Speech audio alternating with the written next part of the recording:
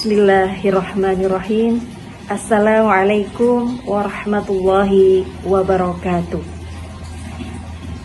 Alhamdulillah, alhamdulillah, alhamdulillahirabbil alamin. Alhamdulillah binikmatil iman wa binikmatil Islam wa binikmatil Quran wa binikmatil ukhuwah. Alhamdulillah, alhamdulillah. Allahumma salli ala Muhammad wa ala ali Muhammad kama sallaita ala Ibrahim wa ala ali Ibrahim wa barik ala Muhammad wa ala ali Muhammad kama barakta ala Ibrahim wa ala ali Ibrahim fil alamin innaka Hamidum Majid. Jamaah rahimakumullah, alhamdulillah Allah masih memberikan kita usia yang semoga dengan usia tersebut kita bisa memanfaatkan dengan sebaik-baiknya di bulan suci Ramadan ini. Sungguh nikmat yang tiada terkira kita bisa berjumpa sekali lagi dalam keadaan sehat di bulan Ramadan. Sungguh bulan Ramadan ini penuh dengan keberkahan. Maka disebutkan bahwa Ramadan ini memiliki banyak sekali nama. Di antaranya Ramadan sebagai Syahrul Quran, Syahrul Tarbiyah, Syahrul Jihad, dan masih banyak nama lainnya. Jamaah rahimakumullah, pada kesempatan kali ini saya ingin sekali lagi bersama-sama kita saling mengingatkan bahwa Ramadan di dalam sejarah Islam penuh dengan perjuangan. Ramadan sendiri turun pada 2 Hijriah. Pada waktu itu Islam, Rasulullah SAW baru saja hijrah ke Madinah. Pada 2 Hijriah diperintahkan puasa Ramadan. Pada 2 Hijriah juga Allah memerintahkan Rasulullah untuk memerangi kaum kafir di perang Badar. Dan alhamdulillah, Allahu Akbar, Allah memenangkan kaum muslimin pada waktu itu. Tahun berselang, pada 9 Hijriah di bulan Ramadan juga Allah memenangkan umat Islam dalam peristiwa Fathu Makkah. Dari 300 orang di perang Badar, lalu tumbuh begitu masif 10.000 orang di Fathu Makkah. Sungguh ini sebuah gambaran bahwa Ramadan itu adalah sebuah bulan perjuangan, bulan kesabaran, bulan pendidikan. Dalam sejarah negara kita, Republik Indonesia tercinta, para ulama menyerukan, memberikan saran kepada proklamator dan pendiri bangsa ini untuk segera mendeklarasikan kemerdekaan pada 9 Ramadan 1945. Ini artinya dalam rentang sejarah kehidupan, Ramadan menjadi saksi-saksi perjuangan dan kemenangan. Saksi-saksi solidaritas, persatuan antar umat Islam.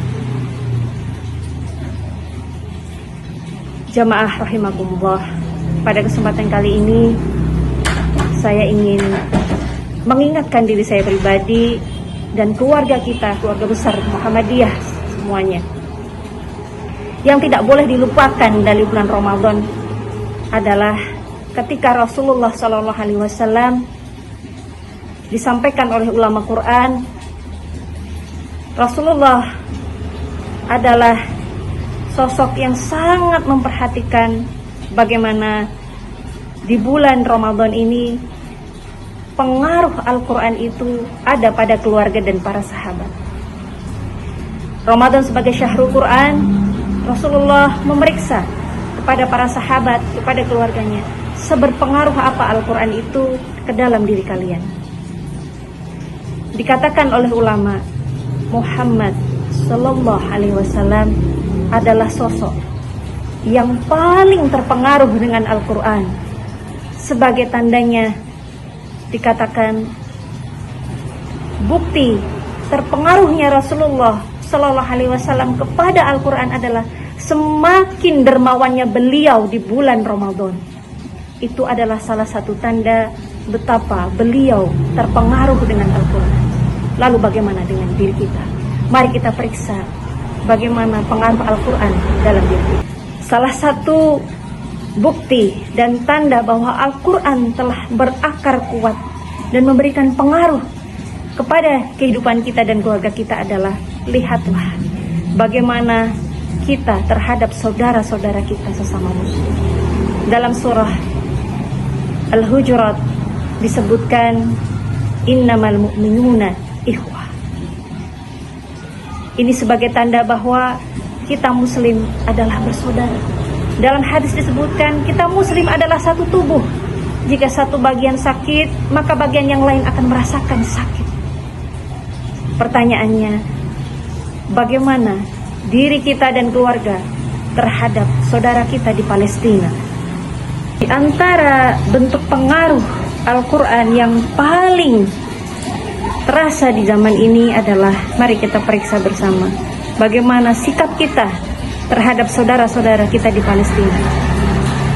Karena Ramadan sesungguhnya bukan hanya bulan kesolehan pribadi, tetapi juga bagaimana kita melakukan kesolehan-kesolehan sosial, kesolehan-kesolehan keumatan, yang ini juga begitu digaungkan oleh pendiri Muhammadiyah, Kiai Haji Ahmad Dahlan. Bagaimana posisi kita saat ini terhadap pembelaan Palestina, saudara-saudara kita di sana. Allah Subhanahu wa taala berfirman di dalam surah Al-Isra ayat yang pertama. A'udzu billahi minasy syaithanir rajim. Bismillahirrahmanirrahim. Subhanalladzi asra bi'abdihi lailatan minal masjidil harami ilal masjidil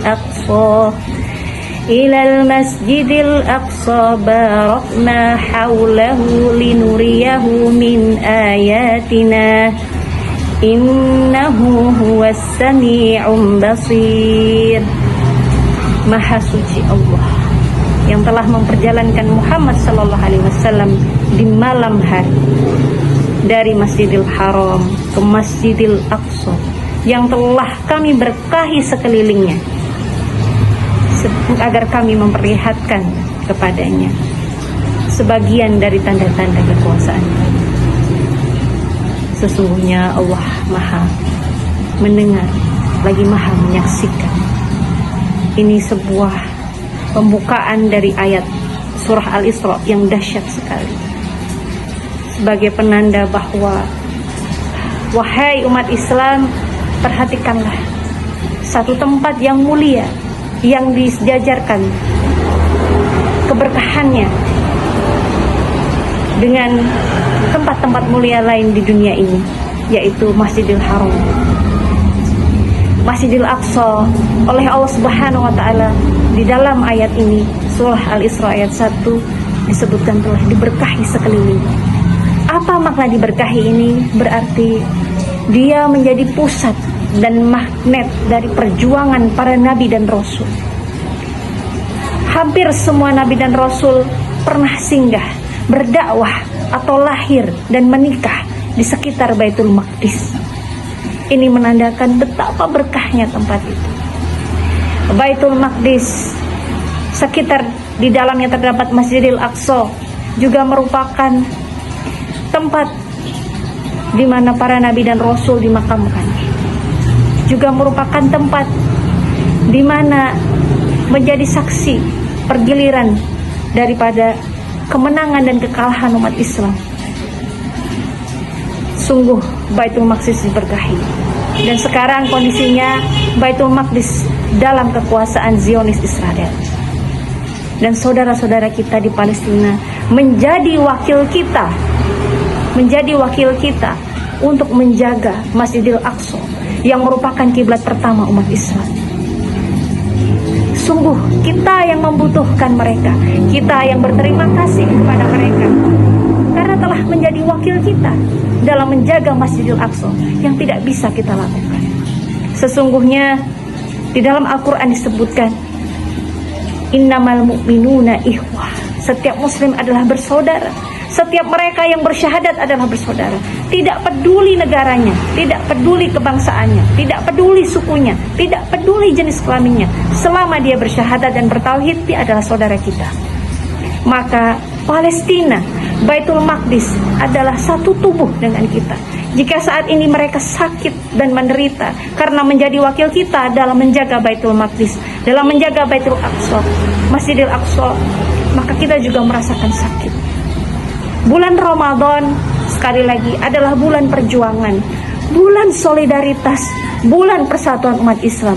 Bulan Ramadan bukan hanya bulan kesolehan pribadi, tetapi bulan Ramadan justru adalah pembuktian kesolehan kita, kesolehan sosial kita. Sebagaimana spirit perjuangan daripada pendiri Muhammadiyah, Kiai Haji Ahmad Dahlan, yang begitu mensyiarkan kesolehan sosial, ibadah-ibadah sosial. Jamaah rahimakumullah, Palestina apakah ada di hati kita? Palestina apakah ada di dalam doa-doa kita? Palestina apakah ada di dalam alokasi-alokasi harta, sedekah, zakat kita? Ini adalah pertanyaan reflektif untuk kita dan keluarga. Palestina, Baitul Maqdis disebutkan di dalam Al-Quran. Jika kita adalah ahlul Quran, jika kita mengimani Al-Quran, jika kita adalah orang yang bertauhid, maka kita harus peduli kepada Palestina. Alhamdulillahirrabbilalamin atas kenikmatan ilmu, ukhuwah, dan segala sesuatu yang dititipkan kepada kita. Sehingga mari kita gunakan nikmat-nikmat itu untuk membantu perjuangan kemerdekaan Baitul Maqdis. Sungguh malu kita sebagai bangsa Indonesia apabila kita tidak turut serta di dalam perjuangan kemerdekaan, sokongan solidaritas kepada saudara kita di Palestina, apalagi di bulan Ramadan ini. Karena sungguh mereka, saudara kita di Gaza, di tepi barat, sedang mengalami krisis yang luar biasa di bulan Ramadan ini. Maka jamaah rahimakumullah, doa kita, amal-amal kita, syiar kita, jihad kita di media sosial, zakat, infak sedekah kita, jangan sampai terlupakan pada saudara kita di Palestina.